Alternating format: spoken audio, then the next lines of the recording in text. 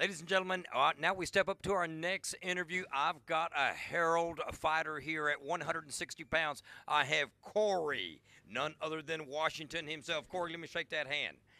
I'm doing great. I'm glad you asked me that. How are you doing after 10 rounds of sparring here? Doing good. Feeling real good out there, you know. Just putting in that work. Yeah. Competition, I don't consider them. They don't rock like sending them. Never in the history of nigga them. I'm so soulful like down south. My brown swagger like hog head cheese on my grandmother's sauce. A dog on these bonecas, they know just what I'm about. You can call me Anchor Nelly, how I put it in them. It's something different. Well, I've got to tell you, ladies and gentlemen, we're down here over in Southwest Fort Worth at Phalanx Gym. I've got to get this address right. It's 6080 South Hewland, suite number 500. The only reason we're down here today is there was a number of fighters coming from the Dallas-Fort Worth area. They converged here to do one thing, and what was that, Corey? Put in that work, spar. You hear that? Put in the work and spar. Corey, let's go ahead and get down to a little bit of fight fan information on who Corey Washington is. First of all, Corey, you had a great amateur career, isn't that? Can you tell us a little bit about it? Well, it was kind of short. You know, it wasn't really that many fights in the area. You know, Fort Worth and Dallas. You know, it's not like it used to be back in the day. But you know, decided to take that step to the next level.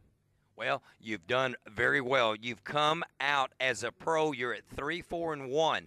While that record may not reflect very well in a lot of our viewers' eyes, there have been a lot of controversial decisions in this man's career. And I've got to tell you right now, for him to continue on with that type of shortfall, falling short at the hands of either the judges or decisions that are not such, I take my hat off to you. Tell me about some of those disputed losses. Well, I would say my first fight when I fought Chap Huggins, you know, they said it was a draw. You know, he's from Fort Worth. You know, I'm from Hillsboro, but I fight out of Fort Worth. You know, they gave us the decision. If it would have been anywhere else, you know, it might have been different or whatever. And then, you know, it's been a couple other fights where the judges, you know, the judges did their thing, you know. So it is what it is.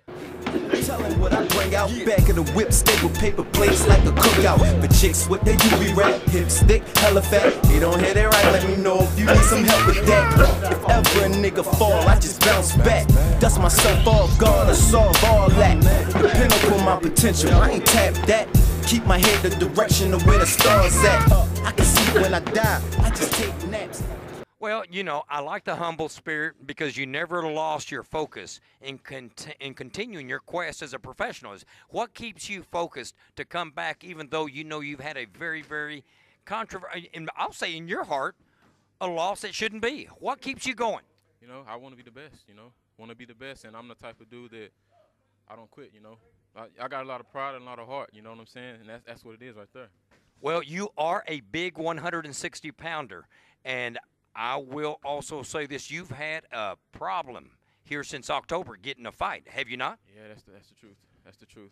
Tell me something about what has happened here and you either getting a fight or thinking you have a fight, and then what happens? In my opinion, you know, I think what it is a lot of guys know that I'm not the type of dude that's going to lay down and take a loss. You know, you're going to have to fight me. I'm fighting back. You know, I got a lot of pride. So that's what it is, basically. They know they're going to have to fight. It's not going to be no easy fight. It's the last time you'll find pleasure watching me fall. I mean it from the depths of my soul. Fuck all y'all. A slow crawl, but I bounce back. A throne is where I rest at. My head where the crown at. The last time you'll find pleasure watching me fall. I mean it from the depths of my soul. Fuck all y'all. A slow crawl, but I bounce back. A throne is where I rest at. My head where the crown at. You can call me a jerk like I'm one of the new kids, but new is a nuisance. My brain's gone ruthless like Eazy-E, Dre, and Ice Cube is. Southern playalistic with a splash of trap music. Well, I tell you what, I'm going to cut through the chase right now. Corey, I'm going to ask you. Looking out there right now, I want you to tell the fight fans, well, not really the fight fans, but I want you to, for the fight fans to hear, but I want you to tell the fighters, I want you to just tell coaches and promoters what you have to say to them at 160. If you want to fight, I'm here. That's what it is. If you want to fight, I don't back down. I'm here. So you're just making yourself – I always use this little verbiage, this little adage about a sacrificial lamb at 160. I think you're offering yourself up to anybody at 160 as a professional who wants to come and get a little bit of Corey Washington. Is that right, Corey? For sure. For sure. Gotta drag him through the river with the heart of a lion and the eye of a killer. Got the soul of a dealer and the hunger of a junkie. I get your whole family touched and it's just me. So I don't give a fuck, let's see, it must be that I came from the bottom, nobody loved me. Or one day at a park, somebody touched me. So blame it on the drugs in the Bellevue and gon' snitch some shit that'll have you dancing on the ceiling. Now you crying, build a bridge and get over that. I thought pigs were the only ones who wallowed in shit. If so, split your wrists. If not, hold your kids. Life's too short to be banging on bacon. The bills will be there when you get back. Splurge on a six-pack. Sit back, retract your heartaches and setbacks. Okay. I'm going to wrap this up right here, but I'm going to let you have the last word.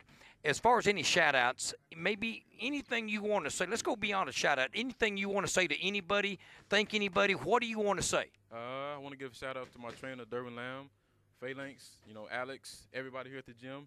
All the dudes that put it, all the dudes that came and gave us the work today. Tony Mack, Liddell, Terrence, everybody that came and put in the work today. I appreciate the work. Okay, well, I tell you what, nothing else needs to be said other than stay tuned as we get another interview. And again, Corey, we're going to wish you the best. Again, I want to invite everyone at 160, coaches, promoters, bring it on, fighters. This man's waiting. Last time you'll find pleasure watching me fall, I mean it from the depths of my soul. Fuck all y'all. A slow crawl, but I bounce back. A throne is where I rest at. My head where the crown at. The last time you'll find pleasure watching me fall.